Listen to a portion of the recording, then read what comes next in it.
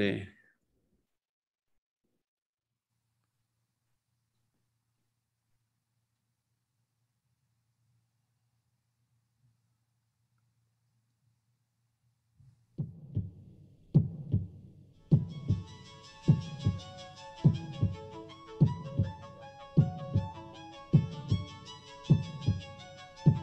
¿Pueden oírlo, doctor? Sí. ¿Se oye? Sí. Ah, ok, perfecto.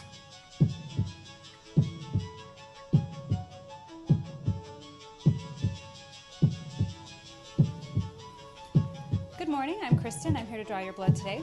Good morning. Could you please state your name and date of birth? Pat White, November 11th, 1986. Thank you. Have you had anything to eat or drink in the last 12 hours? Not since 9 last night. Thanks. Do you have any questions? No. All right, it will just take me a minute to get everything set. Blood collection by venipuncture is one of the most common procedures performed in a healthcare setting.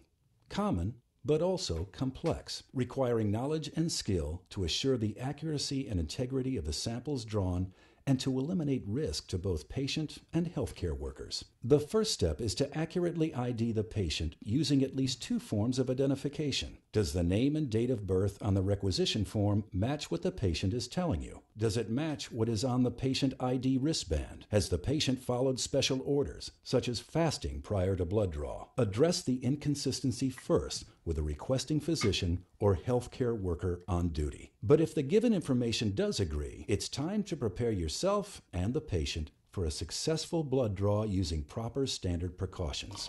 The phlebotomist washes and then dons a clean pair of gloves before proceeding. Make sure alcohol prep pads, gauze, tape, the correct gauge needles, and required evacuated collection tubes are within easy reach for you, but out of the reach of the patient. Then speak reassuringly to the patient as you position him for the draw. I'm all set here. If you'd please straighten your arm. It'll just take a moment while I apply the tourniquet. Applying a tourniquet slows the flow of blood in the veins and increases venous filling, thus making the veins more prominent, easier to locate, and easier to enter.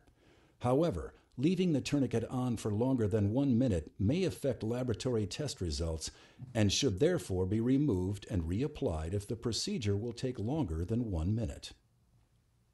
Use your fingertip to palpate the antecubital fossa to locate the median cubital vein. Palpation helps determine the direction of blood flow in the vein, to gauge the vein size and depth, and to estimate its tendency to roll. It also helps differentiate veins from arteries. Unlike veins, arteries have thicker feeling walls and are more elastic to the touch. Use an alcohol prep pad to cleanse the skin around the site. In a fluid, circular motion, swab from the center to the periphery of the site, being careful not to drag the pad back across the cleansed field. Let the area air dry. This prevents contamination of either the patient or the specimen. Grasp the patient's arm firmly with your hand, placing your thumb approximately 2 inches below the intended puncture site. With your thumb, pull the skin taut over the vein to help anchor it in place. Then let the patient know you're ready to make the puncture so the patient won't startle and jump. You'll feel a slight pinch. Position the needle bevel side up and line it up with a vein. Position the needle so that it forms a 30-degree angle with the surface of the arm. With a single, short but firm motion, swiftly insert the needle through the skin and into the vein. Push the evacuated tube onto the needle when the needle enters the vein. As the vein aligns with the needle, blood will begin to move out of the vein up into the needle. Maintain a constant, slight forward pressure on the end of the tube. The evacuated tubes are color-coded based on their additives. Know the types of additives and which color tubes are to be drawn based on requisition. As soon as blood begins to flow into the collection tube, instruct the patient to open his hand and remove the tourniquet from his arm. Removing the tourniquet allows the blood to return to its normal rate of flow through the vein and helps reduce bleeding at the puncture site. A gentle mixing by inversion at least 8 times is required to ensure that any additives in the tube are incorporated into the blood sample. We're almost finished here. Are you doing okay? Fine. Engage the safety device on the needle and use the Sharps device for proper disposal. Applying pressure at the needle entry site immediately after removing the needle will prevent a hematoma from forming and allow hemostasis to seal the wound. Please keep pressure on the gauze pad for several minutes to ensure that the blood flow stops. In this illustration, you can see formation of the platelet plug and the fibrin clot. Applying pressure at the needle entry site immediately after removing the needle will prevent a hematoma from forming and allow hemostasis to seal the wound. In this illustration, you can see formation of the platelet plug and fibrin clot. Apply the ID label on the filled evacuation tube and store it for transport to the lab. The label must include at least the patient's ID number, full name, date of birth, and today's date. Using standard precautions, dispose of needles in a Sharps container. Dispense of all other used non-sharp materials, including used gloves and gauze pads, in an approved trash receptacle. And disinfect all contaminated surface areas. You've just completed a successful blood draw, providing a sample that can be processed for analysis. Fortunately, most blood draws are completed in an entirely professional, skilled, and successful manner. Most, but not all. Poor technique, poor judgment, lack of knowledge, loss of concentration, and undue haste all are factors that can negatively impact the integrity of a sample. Or worse, that can create undue stress and pain for the patient or cause a patient physical harm. Let's take a look. Failure to align the needle perfectly with the vein and failure to insert the needle at a 30-degree angle can result in the needle missing its mark.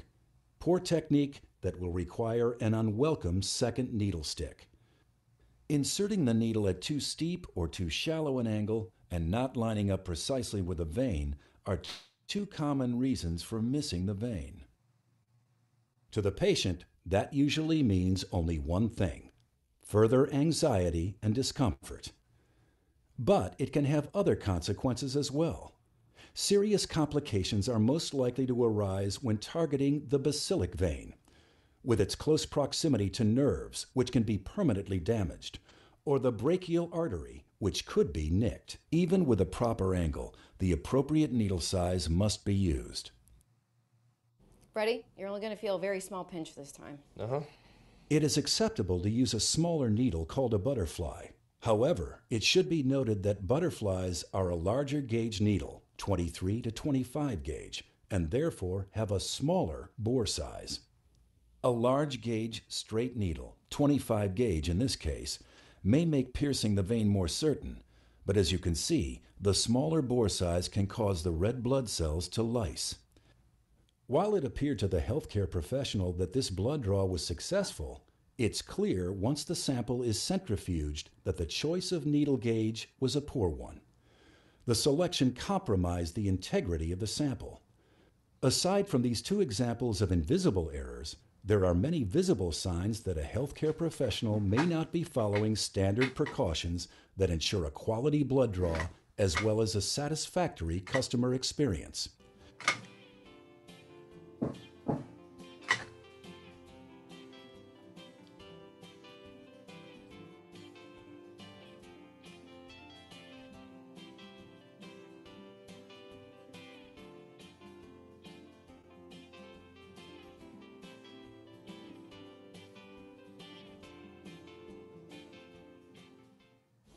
All right, you're good to go. That's it? Yeah, I just need to put some tape on it.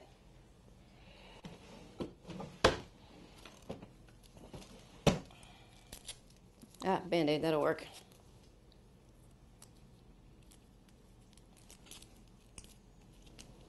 What about this? Oh. You're good to go. Good to go? Not necessarily.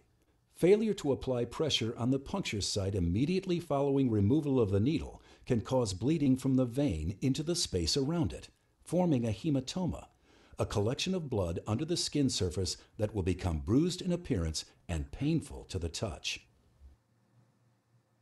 There are many times, of course, when a single blood draw involves more than the collection of a single sample. You may be required to collect as many as 10 tubes in a single draw, and this requires even greater skill and careful planning to complete successfully. Two keys to a successful multiple tube draw must occur in the planning stage.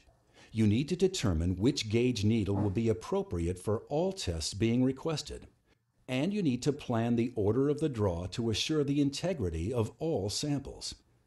But your technique should remain the same. Let's take a few moments to review. Position the needle bevel side up and line it up with a vein. Position the needle to form a 30-degree angle with the surface of the arm. With a single short but firm motion, swiftly insert the needle through the skin and into the vein. Push the evacuated tube onto the needle when the needle enters the vein. As the vein aligns with the needle, blood will begin to move out of the vein up into the needle. Maintain a constant, slight forward pressure on the end of the tube to prevent release of the shutoff valve. As soon as blood begins to flow into the collection tube, instruct the patient to open his hand and remove the tourniquet from his arm. Removing the tourniquet allows the blood to return to its normal rate of flow through the vein and helps reduce bleeding at the puncture site. When performing a multi-tube draw, it is important to follow the correct hospital-mandated order of draw. Blood cultures are always drawn first. However, in a routine venipuncture, a light blue tube should be drawn first, followed by a red top, gold, green, lavender, and gray. We're almost done here. This is the last tube I need to draw. When will I know the results? I'm kind of anxious about them. Your samples will go over to the lab today, and your doctor will notify you after the results are in. You don't see them? No, I don't. The samples that we draw today are tested by laboratory professionals who relay those results directly to the physician.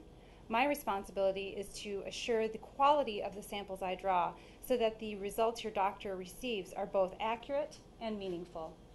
The level of quality and integrity of the samples the laboratory receives is dependent upon the level of skill, knowledge, and professionalism of the phlebotomist. A big responsibility, but one that can make a real difference in the lives of your patients.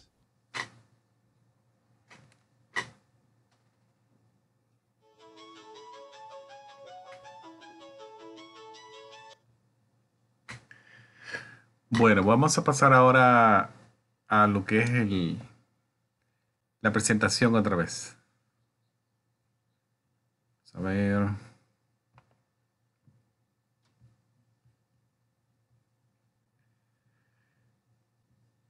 ¿Pueden ver mi pantalla, doctor, de presentación? Sí, señor. Sí, se ve. Sí, ok. Gracias. Sí. Bueno, entonces vamos a retomar un poco lo del video. El video nos mostró tres situaciones muy importantes. La primera, que fue la flebotomista que hizo solamente una muestra. La segunda señora, que lo hizo todo mal. Y la tercera fue la misma flebotomista haciendo muestras múltiples.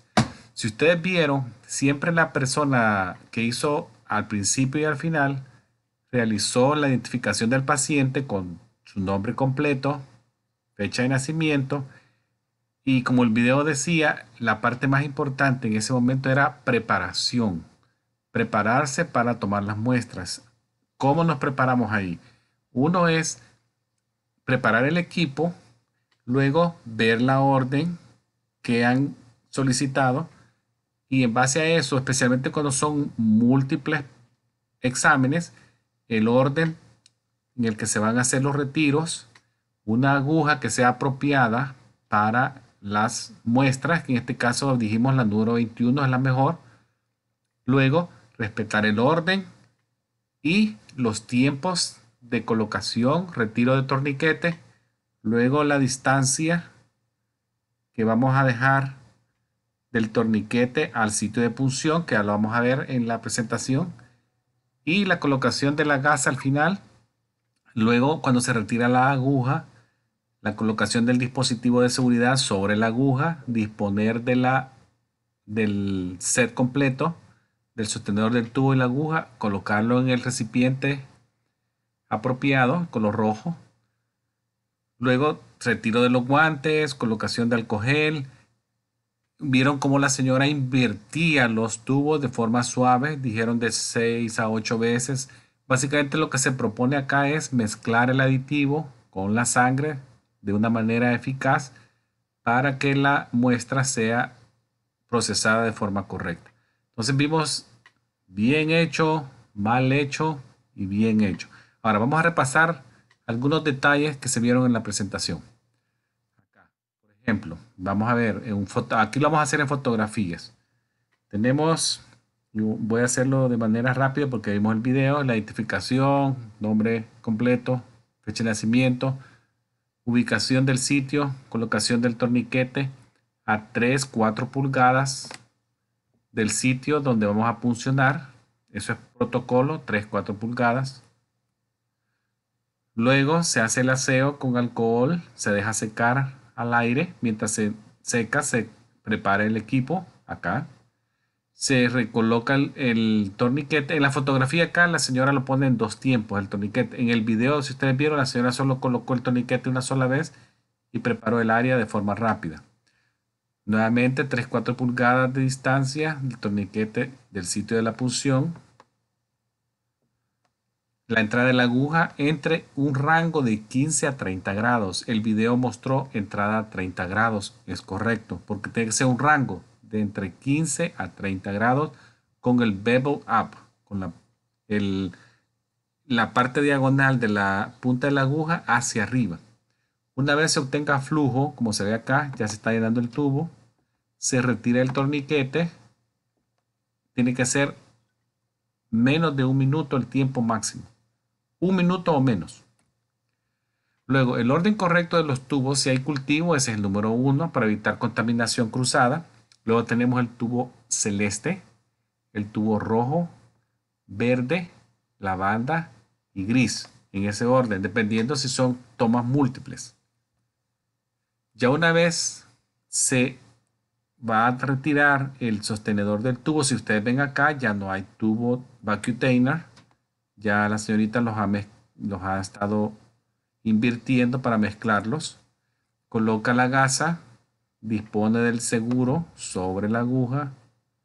Luego descarta el set completo al contenedor. En ese momento ya están las muestras con la inversión hechas. Ese es el momento en que el flebotomista procede a poner en la etiqueta la hora, la fecha y sus iniciales. Luego ya están listos para prepararse para transporte. Ahora hay unos tubos ámbar, yo se los voy a mostrar, que protegen la muestra a aquellas que necesitan protección de la luz. Caso contrario, si no existen, si no hay, se puede hacer de una manera tradicional, que sería ponerle un papel aluminio, pero ahora ya hay tubo ámbar de transporte. Entonces eso es la misma sección que estuvimos viendo, pero en fotografías. Ahora, haciendo un recordatorio, recuérdense que en la mano dijimos que las venas dorsales metacarpales son nuestro sitio de interés para hacer la punción. Acá ven ustedes dorsales metacarpales. No usamos las venas digitales, o sea, la de los dedos, ni cefálicas ni basílicas. ¿Okay? Ahora, ¿cómo vamos a hacer el etiquetado de los tubos? El etiquetado de los tubos, actualmente, la máquina, cuando en el momento que la flebotomista está llenando los datos generales del paciente, ya imprime las etiquetas. En la etiqueta solamente tienen que verificar que el nombre que aparece en la etiqueta es el paciente que tiene sentado frente a ustedes. Eso lo logran a través de la pregunta del nombre completo y fecha de nacimiento. Luego, ven que la fecha sea la correcta del día en el que están haciendo la colección y se coloca la etiqueta en una forma longitudinal al eje del tubo, a más o menos una distancia de 1 pulgada del borde de la goma. Acá.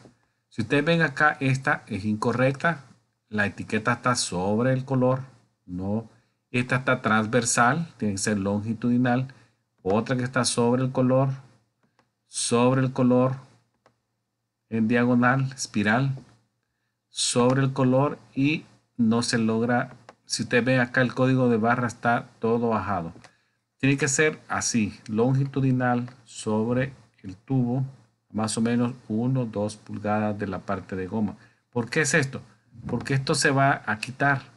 Si yo le pongo la etiqueta sobre él, la voy a romper cuando el técnico lo coloque cuando ya salga el tubo de la centrífuga y se va a hacer la toma de sangre. Entonces hay que ponerlo longitudinal.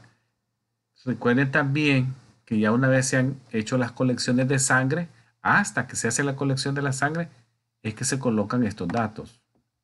Fecha, hora, iniciales. Y ustedes ven acá, este tiene etiqueta de stat, de urgente. Ahora, ¿qué errores pueden pasar? Recuérdense que en cuanto a las etiquetas, ya dijimos que muchas récords electrónicos producen sus propias etiquetas con la información. Entonces la única responsabilidad que ustedes van a tener como asistentes médicos es validar que la información que está ahí es la correcta. Y lo van a hacer antes y después. Ahora, veamos qué puede haber de errores. El asistente médico tiene siempre que ver que todo se ha hecho exactamente al protocolo y de manera eficiente, bien hecho. Para eso hay que verificar antes, durante y después. ¿Qué puede pasar antes? ¿Qué puedo hacer yo para que estos errores no pasen? Bueno, verifico, ya dijimos, la identificación del paciente, la orden del laboratorio. Luego aseguro que se han respetado, por ejemplo, algunas cosas de preparación, como pueden ser ayunos, si el paciente está tomando algún medicamento, warfarinas, aspirinitas, parinas que esté usando el paciente. Esto se hace antes. También verifico el tiempo de la colección del espécimen, el tubo apropiado para cada examen. Eso es antes.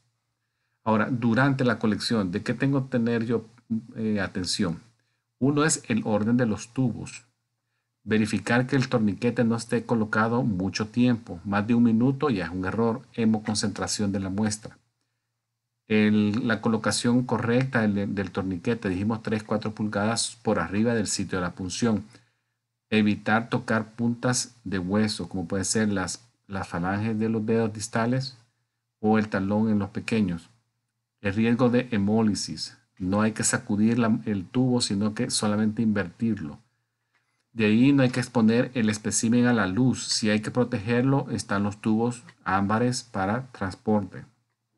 Luego también hay que verificar durante la colección que el paciente no me vaya a hacer un síncope y se me desmaye frente a mí y se lastime. Entonces esa es otra cosa. Ya lo vamos a ver también cómo voy a proceder si hay un síncope.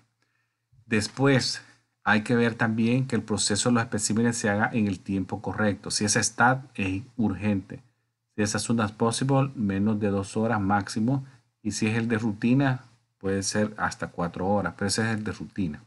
Ahora, también si la muestra tiene que estar en el laboratorio por un tiempo, tiene que el espécimen guardarse en forma correcta.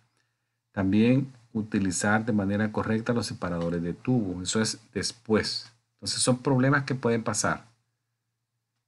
Ahora, ¿qué pasa si no logro canalizar una vena en el primer intento?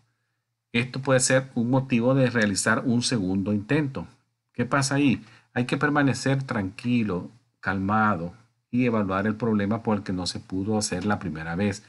Verificar que el bevel esté hacia arriba de la aguja, hacia arriba, que la aguja penetre todo el trayecto de la vena, que se inserte bien en el ángulo correcto, entre 15 y 30 grados. Hay que verificar eso. Ahora, si las venas no se logran, así siempre hay un personal de más experiencia que uno. No hay que tener penas. Y me ha pasado a mí, como paciente me ha pasado, que la primera persona que me intentó fue fallido y ellos van a llamar a alguien que tiene un poquito más de experiencia en hacer flebotomía y esa persona llega y en el primer intento ella, en vez de que la primera persona esté 1, 2, 3, 4, 5 veces, no, de manera rápida hay que ir al segundo escalón. Ahora, otros problemas que podrían pasar en cuanto a lo que es la venopunción fallida. que el tubo no esté bien insertado en la aguja interna. Entonces hay que penetrar bien la goma hasta el tope para que se logre el efecto de aspirado con la presión negativa que está dentro del tubo. Ahora, fallas en la posición de la aguja puede pasar. Recuérdense que el bevel up es que el diagonal de la punta de la aguja está viendo hacia arriba. Ese es bevel up. Y siempre brilla, siempre cuando uno lo pone frente a una luz, el bevel up da un brillito que es bien característico. Entonces busquen por ese reflejo del bevel. Ahora, la colocación correcta es penetrar bien la piel y penetrar la vena con el bevel up. Ahora, ¿qué puede ir mal? Que no inserté la aguja lo suficiente adentro de la piel y no he llegado a la vena, no hay salida de sangre. La inserté parcialmente y pierdo presión. Acá se pierde presión y pierdo la succión del tubo. Otra cosa es que piqué parcialmente en la vena y causo que hay un derrame de sangre y me forme un hematoma. El hematoma me puede provocar una presión de compartimiento y presionarme un nervio que esté cerca. Que me fui completamente, lo atravesé. No hay flujo de sangre. Que el bevel up se ha puesto o como una succión del lumen, de la parte superior del lumen. Parte inferior del lumen, succión de la pared del lumen del vaso en la aguja. La aguja se me fue de lado, ni siquiera entró. Colapso de la vena por X causas, deshidratación, vasoconstricción, la vena se apretó, a pesar de que la posición está correcta. Ahora, esas cosas pueden suceder y hay que estar muy atento. Ahora, ¿qué efecto tiene el torniquete en la venopunción? Recuérdense que el torniquete se tiene que dejar, o sea, de retirar tan pronto haya flujo en el tubo. Ese es el protocolo. Tan pronto haya flujo, así como ven acá, ya hay flujo de sangre, se está llenando. Ya la persona está preparándose a retirarlo aquí arriba. Caso contrario, podría existir hemoconcentración o que me forme un hematoma por presión aumentada en la zona. Entonces, es muy importante respetar el tiempo. Ahora, ¿qué efecto tiene de estar apretando el dedo mucho? O sea, recuérdense que el dedo, si necesita colocarse un calentador, hay que hacerlo. Dejar el calentador 30 segundos a 1 minuto para que mejore la circulación sanguínea en la zona. Recuérdense que el calor expande en las venas, las dilata y se hace más fácil la punción cuando ya hay contacto con la aguja, cuando se hace la punción. Entonces no hay que estar también ordeñando. Ordeñando le dicen a la acción de estar apretando de la base a la punta, como que está ordeñando. Eso la gente lo hace mucho porque cree que de esa manera va a sacar más sangre o se facilita la extracción de sangre. Eso no es así. Apretar mucho podría aumentarme o darme un falso positivo de una elevación de la química en el espécimen que estoy coleccionando. Eso ya hay estudios. Entonces, que no hay que hacerlo. Ni antes ni después de la venopunción. Es una presión sostenida, como lo ven acá. La primera gota se descarta y la segunda gota ya se empieza, a partir de la segunda gota se empieza a coleccionar. Pero solo es una presión local sostenida.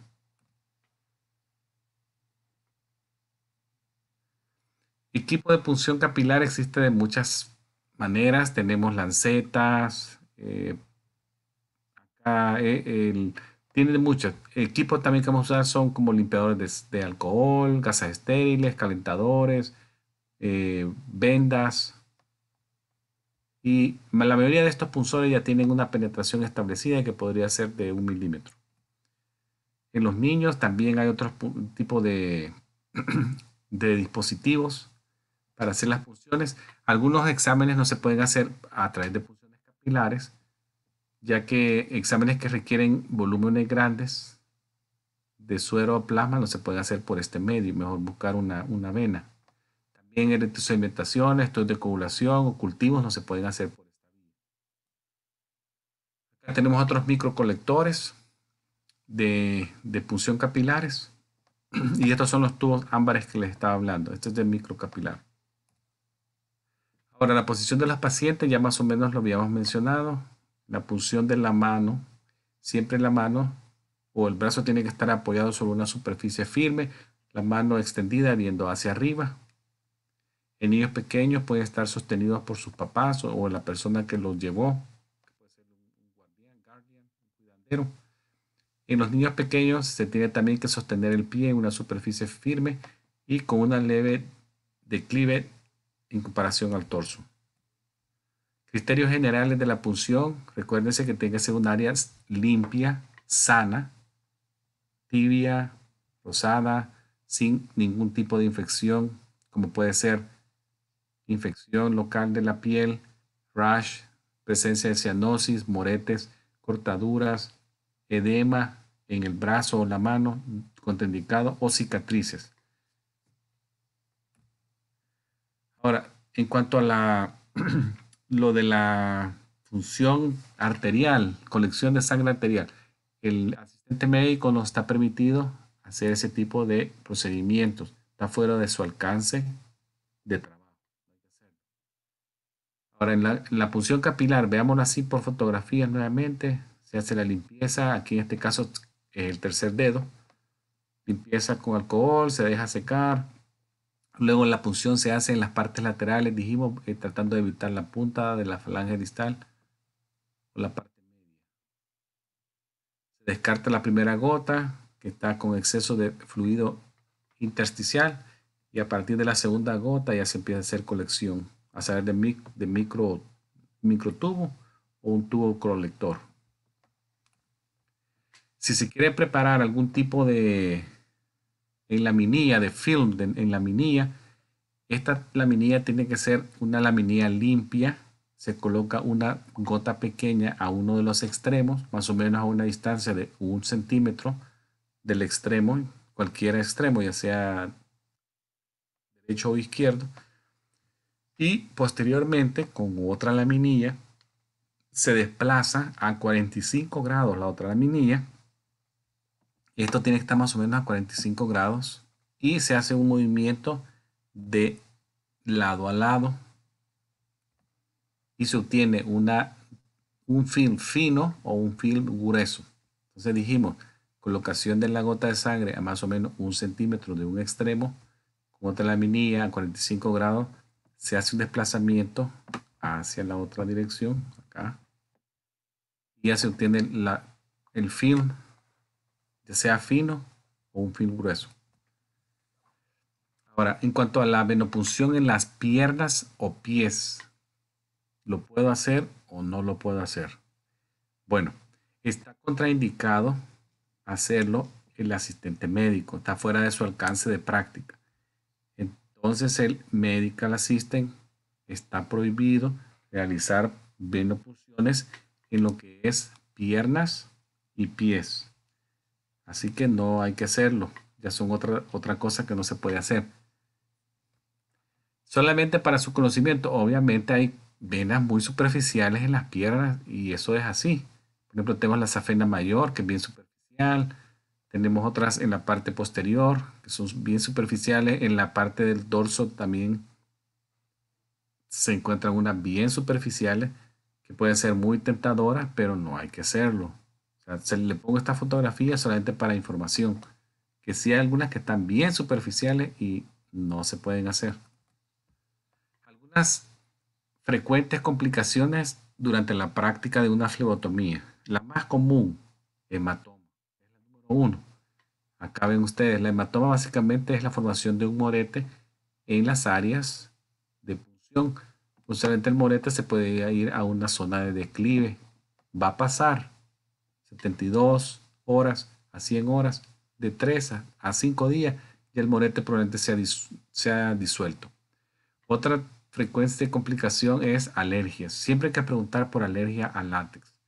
Actualmente la mayoría de guantes no son de látex, pero siempre hay que preguntar, es bueno preguntar las alergias al látex. Luego lesiones nerviosas, están descritas, son raras. Recordemos que basílica está en el territorio del nervio mediano y de la arteria braquial. Entonces es una zona que también tenemos que evitar. La cara interna, la cara medial del brazo, cuando el brazo está con la palma hacia al frente. Y relacionemos el quinto dedo a la vena basílica. Otra complicación rara es infección. Muy rara. Otra complicación puede ser que el paciente me diga que no. Y esto recuerden, el paciente puede decir no, es su derecho. Hay que estar también en comunicación con él, explicarle por qué el procedimiento se va a hacer y hay que ganar su confianza para el procedimiento. Sin embargo, si se ha logrado confianza con el paciente, él entendió todo y aún así dice que no, solamente usted documente que no se pudo porque el paciente rehúsa a dejar realizar el procedimiento. Ahora, en cuanto a lo que es la posición de los pacientes en la preparación a la venopunción, dijimos que el paciente tiene que estar sentado en una silla de flebotomía, como esta que ven acá. Esa es una silla de flebotomía. Una silla sencilla, con apoyabrazos y una zona donde el flebotomista coloca su equipo. Aquí puede colocar él su tray, su charolita y acá. Entonces, las sillas son rectas, con apoyabrazos. Si es necesario, se podría colocar una almohada o una toalla enrollada bajo el brazo para posicionar mejor el brazo. El brazo, recuerden que va a estar en una línea recta del hombro a la zona de la muñeca, una línea recta, como lo vieron en el video. Ahora bien, pacientes siempre pueden desmayarse y eso es así. ¿Por qué? Miedo al procedimiento, hipoglicemia, reflejo vasovagal, más que todo en jóvenes y adultos jóvenes. Entonces, el paciente muchas veces nos va a decir que ha tenido experiencias anteriores con mareos o desmayos. Eso ya es como una luz amarilla para mí. Si eso es así, al paciente lo puedo colocar en una posición acostada o en una silla con más protección. Nunca hay que darle la espalda a un paciente después de un procedimiento de venopunción. Nunca, especialmente aquellos que ya me dieron señales de que se van a desmayar o aún aquellos que no me dan señales, advertencias. ¿Qué señales podrían darme como la luz amarilla intermitente que puede pasar algo? El paciente se me pone pálido, me empieza a sudar mucho, me empieza a hiperventilar, ansioso. Entonces los pacientes siempre expresan temor a desmayarse porque han tenido una vez anterior y les ha pasado. Entonces en estos casos le puedo poner una posición reclinada antes de comenzar la flebotomía. Pero ¿qué pasa si yo voy a comenzar la flebotomía y el paciente se me desmaya durante el procedimiento? ¿Qué debo hacer? Uno, mantener la calma, no caer en desesperación, quitar el torniquete inmediatamente. Miren acá todavía la señorita no se lo ha quitado. Hay que remover el torniquete inmediatamente, remover la aguja del brazo, poner el dispositivo de seguridad y luego ya se puede llamar por ayuda. O sea, hay varias cosas que se pueden hacer para evitar estas consecuencias. Acá esta señora probablemente tiene un antecedente fainting y está en una silla reclinable un poquito más cómoda y más segura en comparación a las otras que vimos. Entonces, siempre los pacientes dicen que han tenido signos anteriores que se pusieron pálidos, sudorosos y que se desmayaron. Recuerden que el fainting en una flebotomía es bien breve, no dura mucho, puede ser que dure 30 segundos, un minuto. Los pacientes recobran la conciencia bien rápido. También otra complicación de la flebotomía podría ser sangrado excesivo, especialmente en aquellos pacientes que ya están usando algún tipo de anticoagulante, como podría ser, están usando heparina, están usando warfarina, están usando aspirinitas. Siempre hay que preguntarles si usan algún tipo de anticoagulante indicado por los doctores.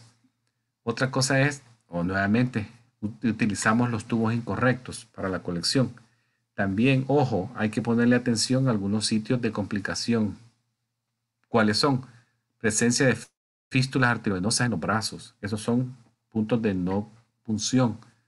Cirugías recientes en los sitios de colección. Si tiene una cirugía en el brazo izquierdo, ese brazo se respeta y me voy al otro lado. edemas en los brazos, ya sea por linfedema, mujeres que tienen historia de mastectomías izquierdas o derechas y tienen linfedema por vaciados axilares de vasos linfáticos, no se usa ese brazo. Pacientes que han tenido traumas severos en los brazos y tienen linfedema por traumatismos, tampoco se usa. Sitios activos de endovenosos también. Este es un linfedema, miren lo que es diferente. Brazo derecho casi al doble que el brazo izquierdo. Entonces esta zona es bien difícil que alguien canalice una vena. Entonces me voy a este brazo. Presencia de una fístula arteriovenosa acá. Las fístulas arteriovenosas se ven y se palpan. O sea, cuando uno pone la mano sobre esta zona, se siente el remolineo del cambio de presión de la zona arterial a la venosa. Entonces, estos sitios son bien valiosos para los pacientes porque ahí les hacen a muchos de ellos hemodiálisis. Entonces, no se respetan. O pacientes que estén usando líneas activas de endovenosos. Son algunas de las zonas que hay que respetar y ponerle atención. Algunos de exámenes adicionales que pueden verse en los sitios donde ustedes van a laborar son estas pruebas de examen de droga. Cada colorcito de esto es una cosa. Aquí puede ser opioide, cannabinoides, cocaína, morfina, ansiolíticos, barbitúricos, anfetamina. Todo esto tiene un color y tiene un significado. Cuando se la muestra de orina se introduce en este contenedor, los químicos acá reaccionan si detectan la presencia de un tipo de compuesto. Entonces, me puede salir positivo si me sale como una doble línea, ¿sí? O una línea, perdón, es positivo y me sale una doble línea, es negativo. Entonces eso se sabe de inmediato. Independientemente se sepa un positivo, esta muestra siempre se manda a análisis al laboratorio. Solo se reporta positivo a tal y tal. Y luego se le coloca un sello de seguridad. Recuerden que estos contenedores necesitan una cadena de custodia porque es un análisis de droga. Entonces se tiene que seguir un protocolo de cadena de custodia. Luego estas tiritas son reactivas también a distintos compuestos en las orinas, leucocitos, nitritos, sangre, pH, bilirrubina, glucosa, gravedad específica, todo eso. Y da un resultado inmediato que también hay que documentarlo en el expediente. Y la muestra de orina siempre se manda al laboratorio para un análisis completo de forma tradicional. Bueno, acá terminamos la revisión de esta noche, doctor. Ok, profesor. Muy bien. Excelente. Entonces,